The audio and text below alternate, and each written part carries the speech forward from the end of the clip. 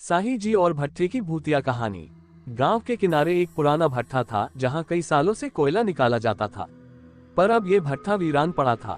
लोग कहते थे कि यहाँ काम करने वाले कई मजदूर अचानक गायब हो गए थे और रात के समय वहां से डरावनी आवाजें आती थीं।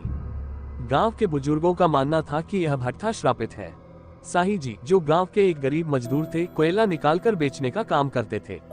उनके पास और कोई काम नहीं था, इसलिए वह भट्ठे की डरावनी कहानियों पर ध्यान नहीं देते थे।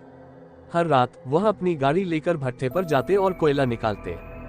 एक दिन जब वह भट्ठे में काम कर रहे थे तो उन्हें ऐसा लगा जैसे कोई उन्हें देख रहा हो। जब उन्होंने आसपास देखा तो वहां कोई नहीं था। साही जी ने इसे अपना वहम समझा और कोयला निकालने लगे। लेकिन तभी कोयले के ढेर में से अजीब सी आवाजें आने लगी, जैसे कोई फुसफुसा रहा हो। साही जी डर गए, लेकिन फिर खुद को संभालते हुए बोले, कौन है वहां?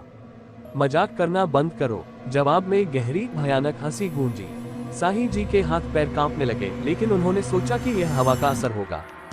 जैसे ही उन्होंने गाड़ी में कोयला भरना शुरू किया, गाड़ी अपने आप खिसकने लगी। साही जी ने उसे रोकने की कोशिश की, लेकिन गाड़ी इतनी भारी थी कि वह हिल नहीं सकती थी।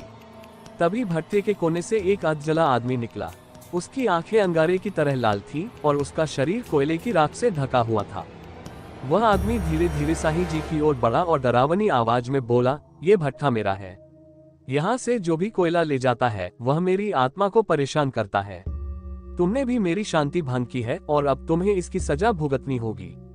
साही जी ने घबराकर माफी मांगी।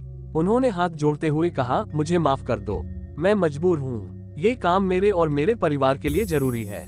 भूत ने गुस्से से कहा, अगर तुम अपनी जान बचाना चाहते हो तो हर पूर्णिमा की रात यहाँ आकर मुझे दिया जलाकर भेज देना होगा।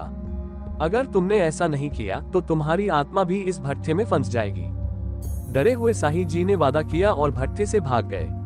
उस रात के बाद वो हर पूर्णिमा की रात दिया जलाने जाते रहे। लेकिन कुछ महीने बाद जब वह बीमार हो गए तो उन्होंने दिया जलाने जाना बंद कर दिया। कुछ ही दिनों में साही जी अचानक गायब हो गए। लोग कहते हैं कि उनकी आत्मा अब उस भट्ठे में फंस गई है। आज भी जो कोई उस भट्ठे के पास जाता है उसे साही जी की आवाज सुनाई देती है। वह मदद के लिए पुकारते हैं, लेकिन कोई उनकी मदद नहीं कर पाता। गांव के लोग आज भी उस भट्ठे से दूर रहते हैं जहां साही जी और भूतिया आत्मा की कहानी रहस्यमय अंधेरे में छुपी है।